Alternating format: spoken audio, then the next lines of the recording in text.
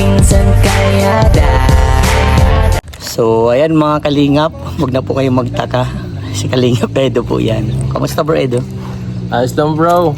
Welcome back to my channel. Bro, maraming nagsasuggest bro, ano daw, na magsama daw tayo ulit sa Nagkasama mission. na ulit tayo bro. Oo nga, andito na yung pagkakataon Welcome back. Maraming gusto mong interviewin daw kita. So ito na yung pagkakataon bro.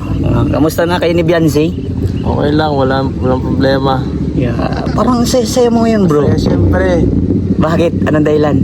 syempre, lahat ng bagay dapat ikasaya. Yung mabuhay ka lang at makita lang ang taong mahal mo. Aray ka!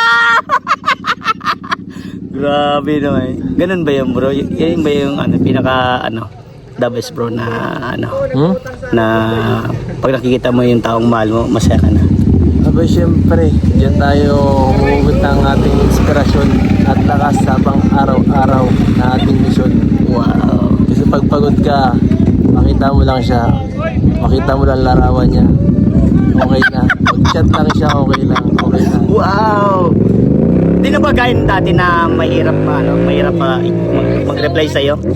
I'm so scared Di na ba gayon dati na mahirap mag-reply? O tagal? Ngayon araw-araw na?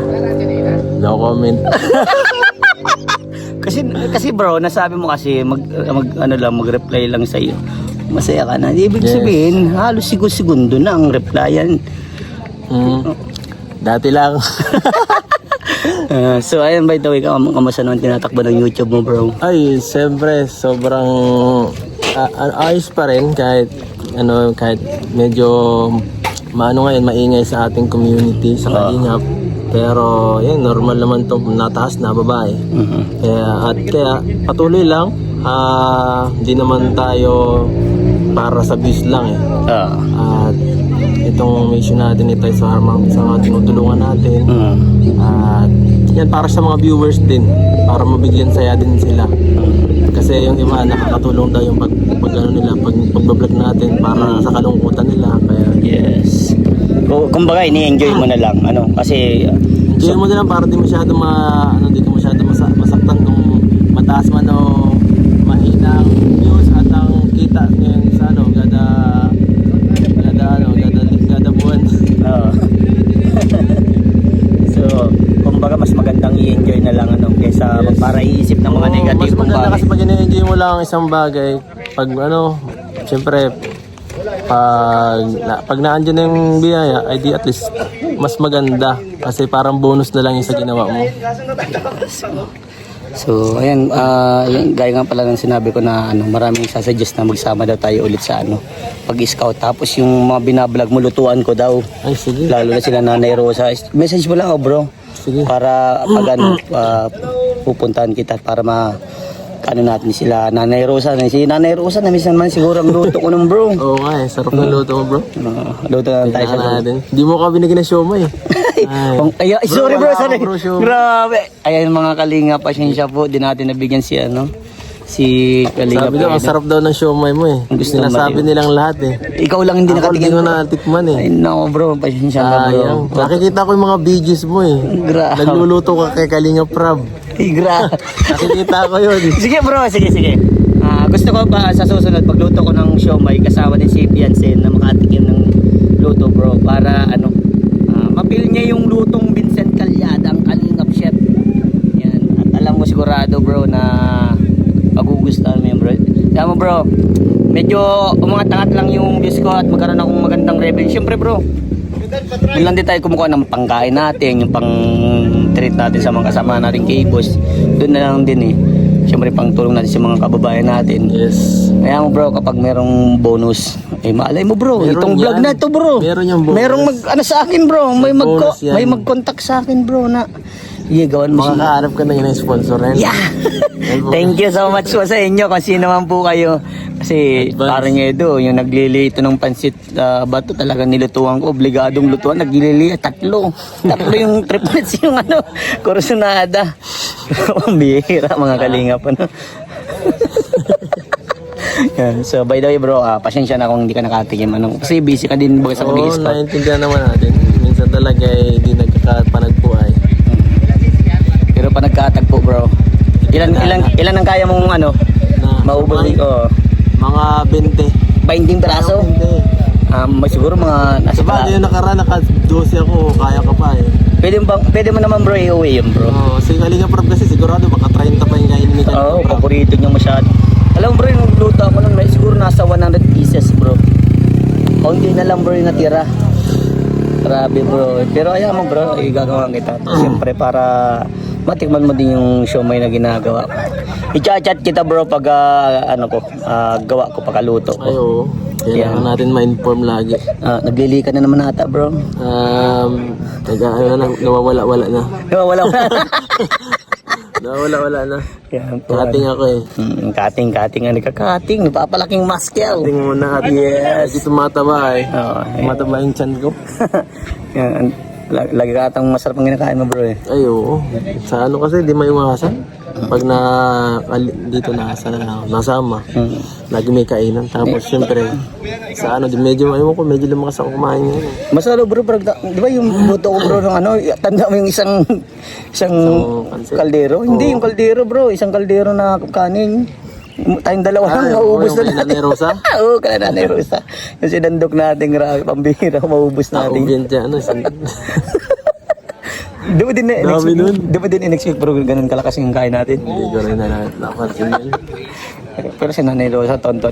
Siguro nang isa ko nung time na pumunta kayo ng bro. Oo. Nagluto, naghahanap din. Kailangan na at puro tuyuan ng ulam doon. Tuyo, isda. kawawa. Kasawa naman yun. Nakakakarni nga lang yun kapag nabisita ako at nabigay ng chokes to go.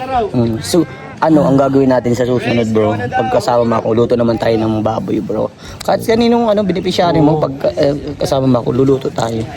Magbili ka din bro ng butane, batas kawali kaldero na, madali lang yun. Yun nga yung target ko minsan ay parang camping ang style. Ang camping yun, ang ganda kasi. Nag-mission, nagka-camping. Yes, camping. Diba, nasa labas tayo, wala tayong maluto. Madala lang tayo dyan ng mga relief goods. Halimbawa, may mga sardinas, doon na tayo mga dito sa gilid. Kung ano makita mo sa kalikasan yun ang lutuin natin. Yan, yun ang Maghahan maganda. tayo ng isda. Yan. Para sa riwa. Hindi na bro kailangan yung sardinas kasi naandun na sa yung lata. Yung isda. Mabili talaga ako yung plano ko yan dati pa. Yan nga po. Tama yan. Tama yung naisip mo, bro.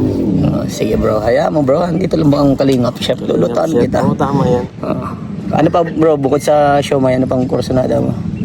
Pinapapanood mo bro ang luto. Ano ba ba?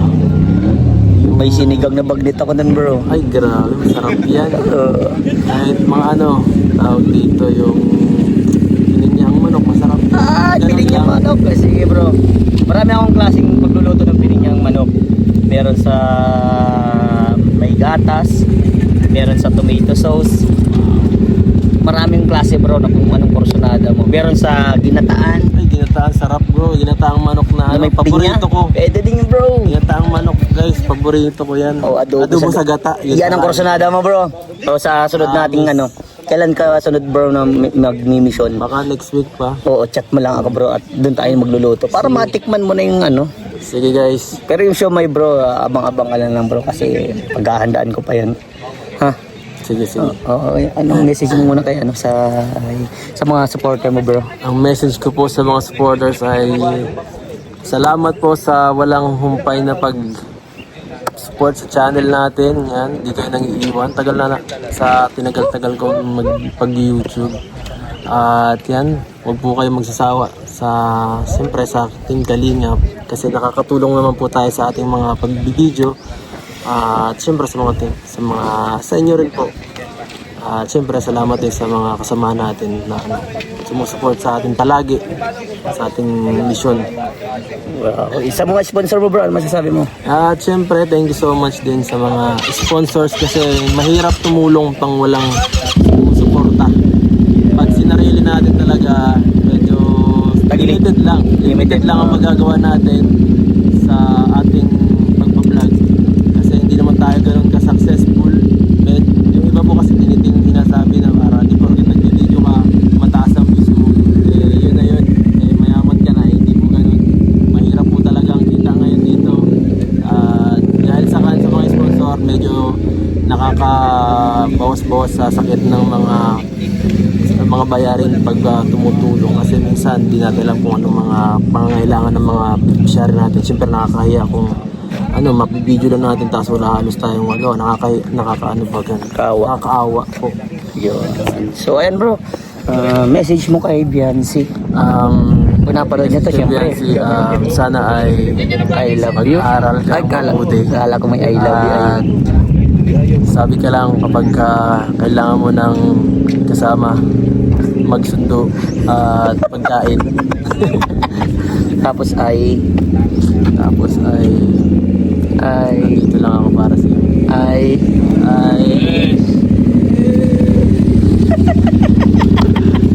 Sunod na yun, guys. Sunod na lang. Ako nasa- Bilin mo na.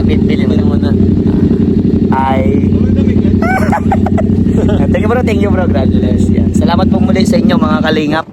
At yan, paki-comment po mga kalingap kung saan po nakarating itong vlog na to. At shoutout po sa lahat ng EDC na nagsusupport po. Thank you so much po sa panonood. At yan, nakakalungkot lang mga kalingap.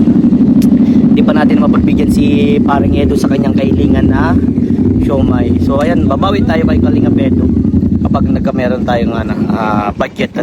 So ayan, salamat po muli. This is your Vincent Calyada, ang masipag na scouter at masipag na kalingap chef. Bye bye po. God bless.